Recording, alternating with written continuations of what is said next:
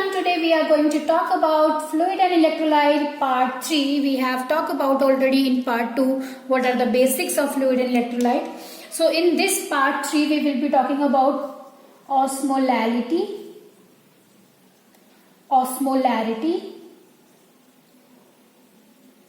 the osmotic movement of fluids in the form of isotonic, what are hypotonic and hypertonic, and how we identify these solutions.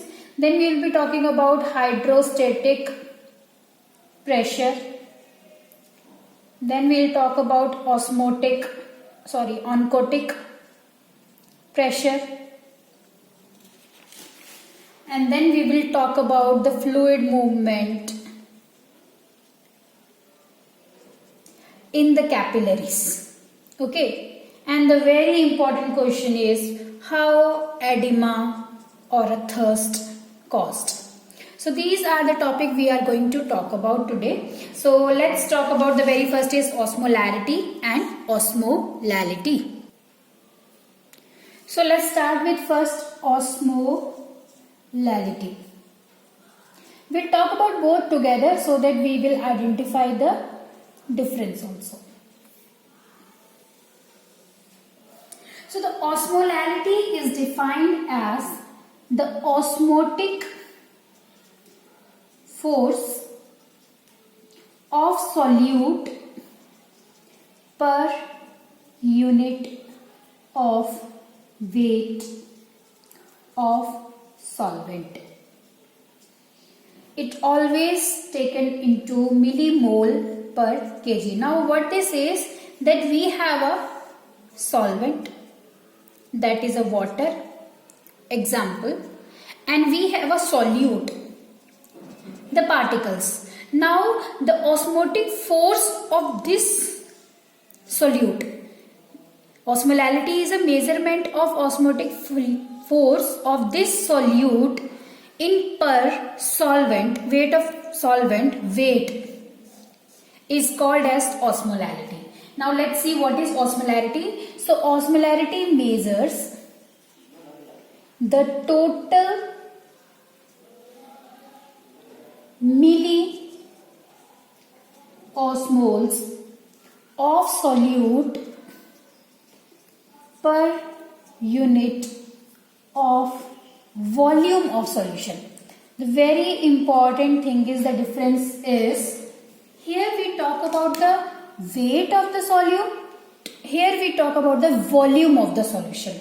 Now when we talk about the volume of solution, the measures will be changed into milliosmol per liter. So here when we talk about anything, any solute pressure or a force in kg, it is called as a osmolarity, and when we talk about in liter or a volume, it is called as a osmolarity. Very important example has been given is that osmolarity is used to describe the fluid inside the body. Suppose a body is there, whatever the fluid inside the body is taken into a kg, so this is called as a osmolarity. And the osmolarity is fluid outside the body, which is taken into liter. When we are taking a case of a man case is there, inside the body of a man, how much is the osmotic force of the solute is termed as osmolarity. Outside the body is termed as a liquid or a volume, that is called as a osmolarity. Now the next part is osmotic movement of fluids. So very important thing which we need to remember, a cell is there, a cell sometime get shrinked and sometime get swelled up. Okay, how these things are occurring we need to know in this video. Okay, so let's take one example. So let's know what is isotonic solution. Okay, what is hypotonic and what is hypertonic. So for these three things we need to know. The very first is, what this is, the cell, interior of the cell fluid is equal to the exterior of this cell. Suppose the fluid within the cell is same as the osmolarity of outside the cell. So outside the cell the fluid and the inside the cell, if both the fluids are in equal proportion, then it is called as the isotonic solution.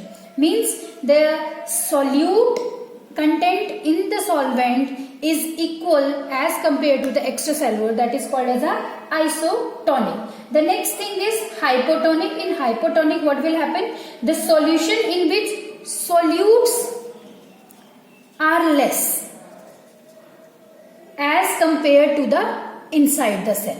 So inside the cell the solute may be equal. Suppose we have a 1 ml of water in which we have 1 teaspoon of a solute. But here outside what will happen? In 1 ml we have half teaspoon of the solute. The solutes are less in the solvents or in the solution. These are called as a hypotonic. Means itself hypo means decrease in the solute in the solvent. Whereas hypertonic is that solute's concentration is more. Solute concentration is more than inside the cell. In inside the cells, the solute content was less as compared to the outside, then it is called as a hypertonic. So only the thing which identified their tonicity is the content or concentration of solute. If the concentration of solute in the solvent is equal to the cell, then it is called as a isotonic.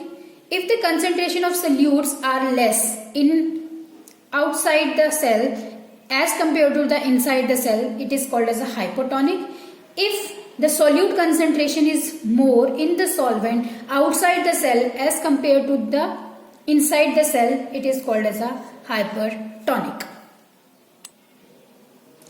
Let's see, in comparison to ECF, extracellular fluid, and the intracellular fluid, what will happen?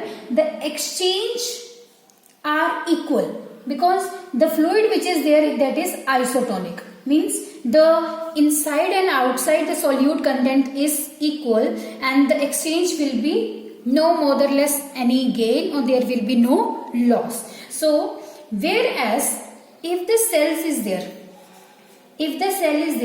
which is surrounded by the hypotonic solution. Now what will happen? Hypotonic solution means the solute inside the solvent is less. So what will happen? The water will try to move into the cell. Now less solute as compared to solvent. So what will happen? This water will try to move inside the cell and causing its swelling, and swelling will occur. Likewise, if another cell is there which is having a hypertonic fluid outside the cell, so what will happen? In the solvent as compared to the solute is more. Here what will happen? The solute content is more as compared to the solvent. So what will happen? The water from inside the cell will go outside. And what will happen? The cell will try to shrink. So there will be a shrinkage of the cell if the cell is surrounded by the hypertonic. And in previously we have talked about if the cell is surrounded by the hypotonic solution, what will happen? The fluid will go from outside to inside and cause a swelling, and causes a swelling. Now let's talk about now hydrostatic pressure. Now hydro means water, static means the movement, stopped movement, and the pressure. So it is defined as force within a fluid compartment. the force which is in the fluid compartment is called as a hydrostatic pressure. But when we talk about the blood vessels, because we are going to talk in the body, so in the blood vessels, what will happen? This hydrostatic pressure will be termed as a blood pressure, blood pressure. Now what will happen? In arteries, the blood pressure carries around 40 mmHg, but further with the distal end, with the capillaries,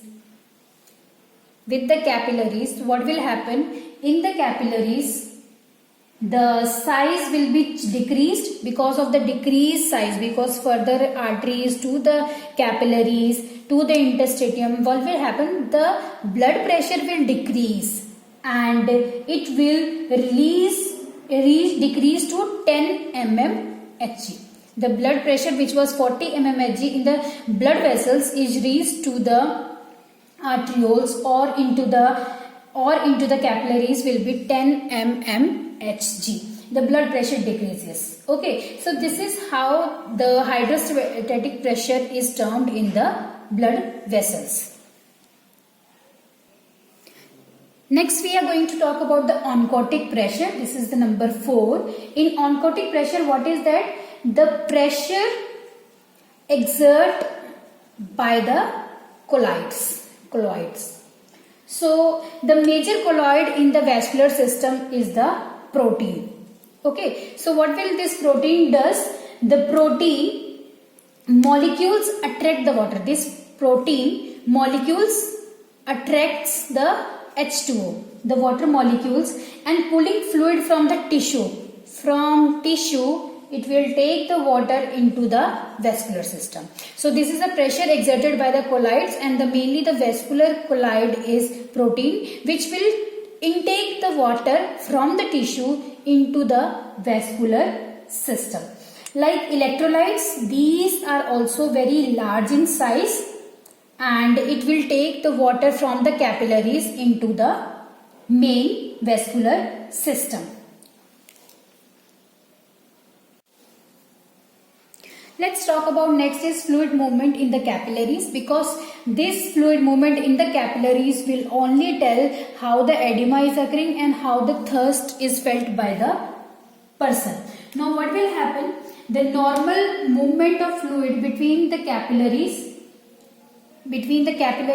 and the interstitium occur through 4 processes. The first is capillary hydrostatic pressure. Second is plasma oncotic pressure. Third, interstitial hydrostatic pressure. And fourth is interstitial oncotic pressure. Okay, so these 4 things will cause a fluid movement in the capillaries. The first is the hydrostatic pressure in the capillaries. Okay, the hydrostatic pressure in the capillaries. Second is plasma oncotic pressure. The plasma which is inside, how much is the oncotic pressure of this? And next is in the interstitial spaces, what is the hydrostatic pressure and interstitial oncotic pressure. So these are the 4 things which will cause a changes in the fluid movement. Now this movement has to understand by 2 things. The first mechanism is the capillaries hydrostatic pressure. The capillaries hydrostatic pressure and interstitial oncotic pressure will cause the water movement out of the capillaries. So this is the capillaries. If the capillary hydrostatic pressure and the interstitial oncotic pressure changes, so what will happen? The water will come out from the capillaries. The water will come out from the capillaries. The second mechanism is if the plasma oncotic pressure and interstitial hydrostatic pressure will cause the water to move inside the capillaries from the tissue. So what will happen? Plasma oncotic pressure is inside and interstitial hydrostatic pressure. If there is a equality in between, what will happen? The water will move inside the vascular system from the interstitial space. So this is very important mechanism which we need to remember. If the capillary and interstitial hydrostatic and oncotic pressures changes, what will happen? The water will come out from the vascular system to the interstitial, whereas the water will go inside from the interstitial to the vascular system if the plasma oncotic pressure and interstitial hydrostatic pressure changes. Let's understand this with a one example. So this is one vascular system and inside downside is the interstitial space. So this is a vascular system and this is the interstitial. Now at the arterial end and the venous end, let's see the pressures.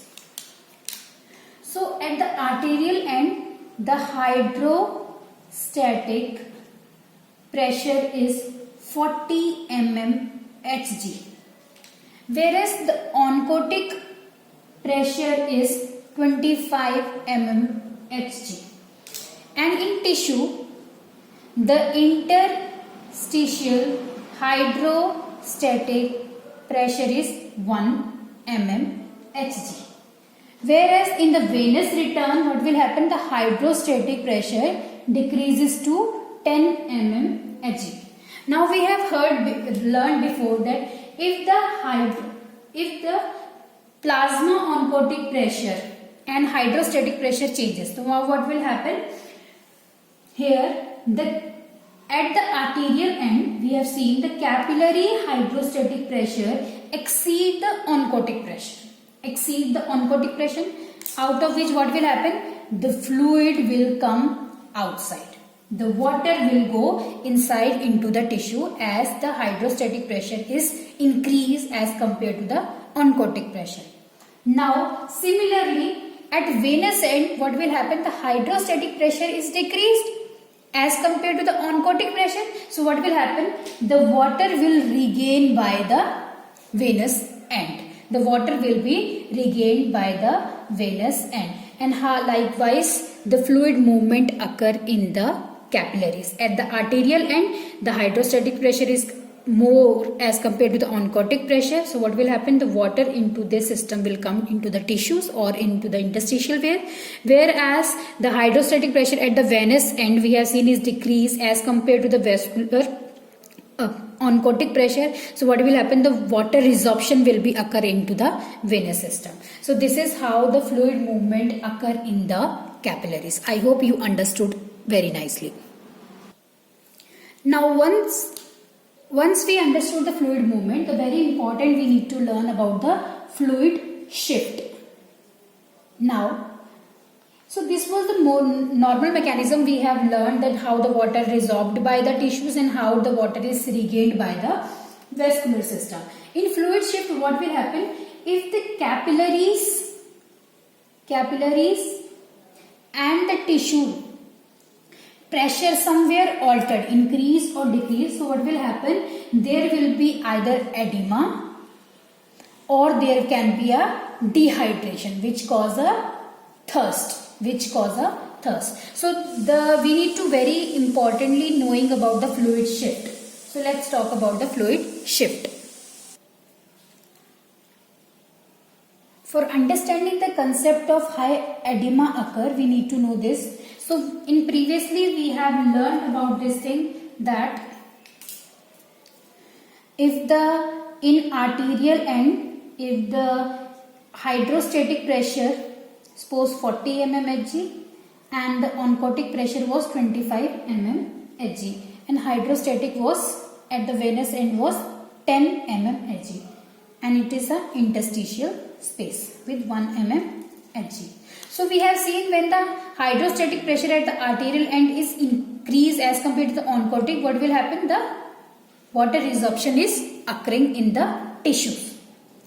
Now question comes, if the hydrostatic pressure which was 10 mg, if it is rises to 30 or 40, it will not allow the water to be intaked in the vascular system. So what will happen? Again the water will come from the vascular system into the tissue, which is called a swelling of the tissue and causing a edema into the tissue. So very important is, if in the venous return, if the hydrostatic pressure increase to the oncotic pressure, there will be a development of the edema. Okay, and edema can also be occur if there is an obstruction in the lymphatic outflow, and there will be, now the tissue which is having the more and more water, it has to be drained out into the lymphatic system. But if the lymphatic system is also not working, so what will happen? More and more edema occur. Now in what cases it occur? In cases like this occur because of the, like if the patient is having a heart failure,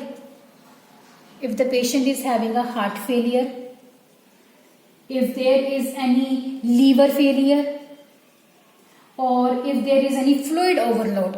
So this is occurring, the edema occur because of these conditions where the hydrostatic pressure in the venous return is also increased as compared to the oncotic pressure.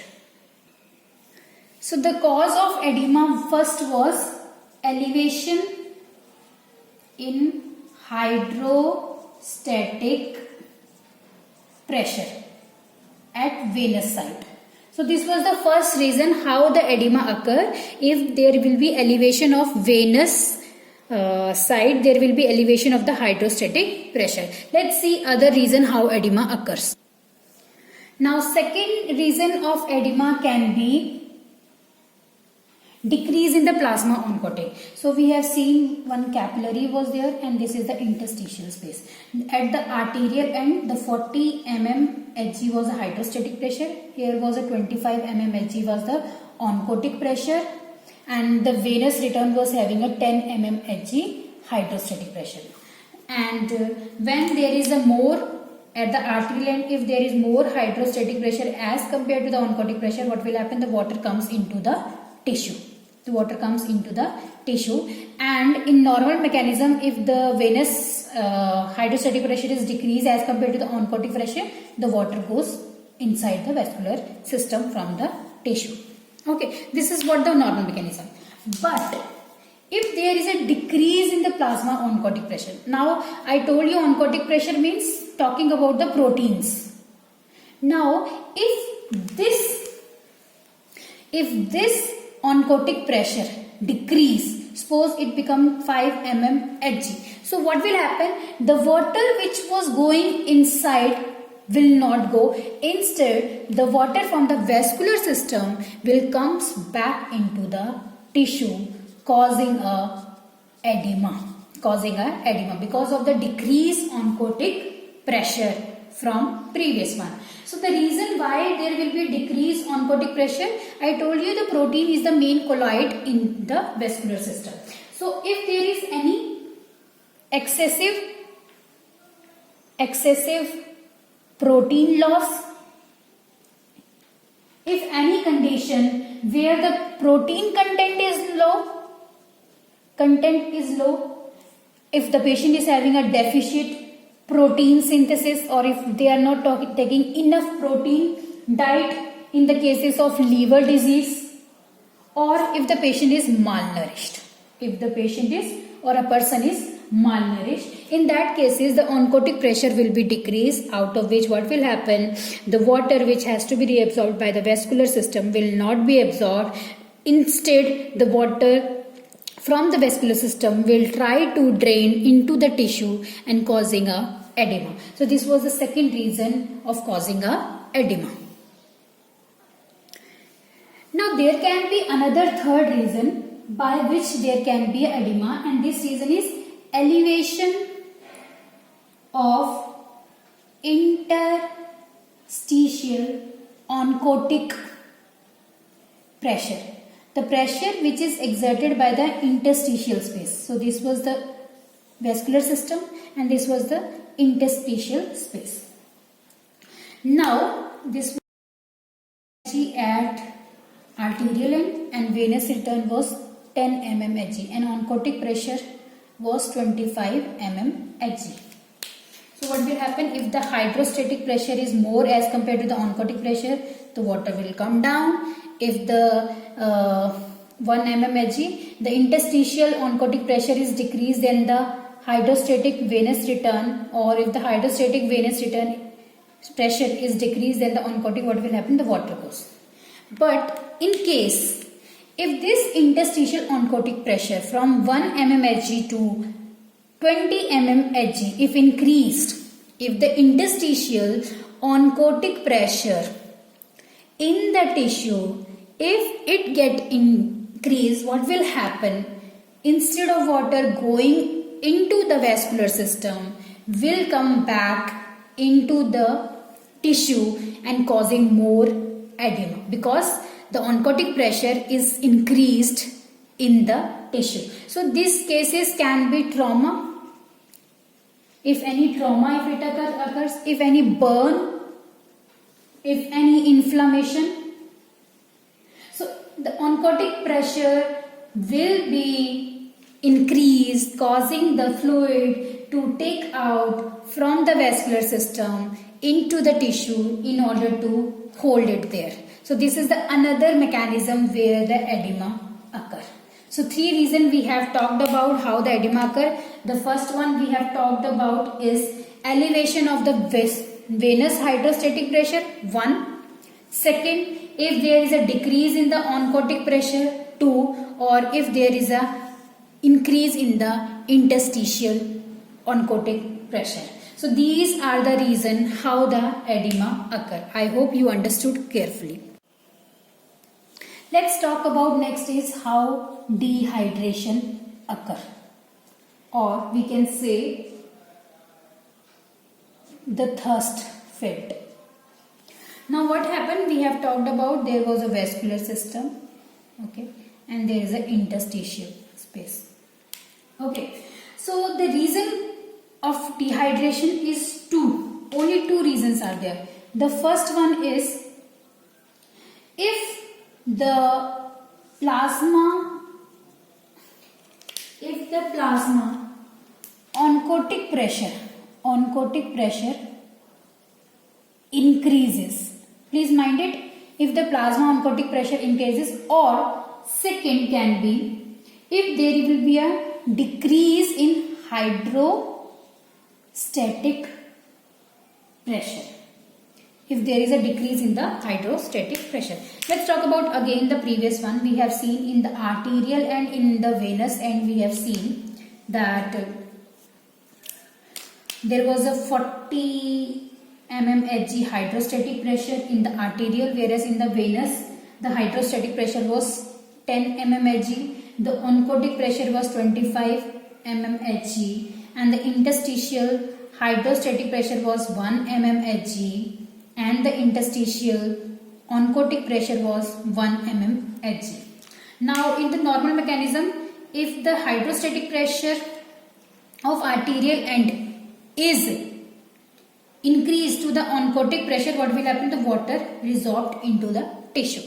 Now question comes, if the plasma oncotic pressure, and same goes like this, if this.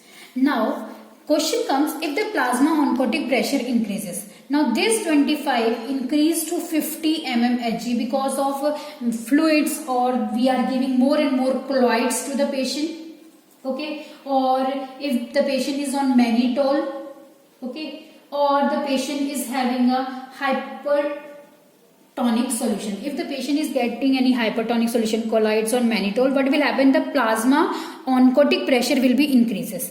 Now instead of this mechanism, what will happen?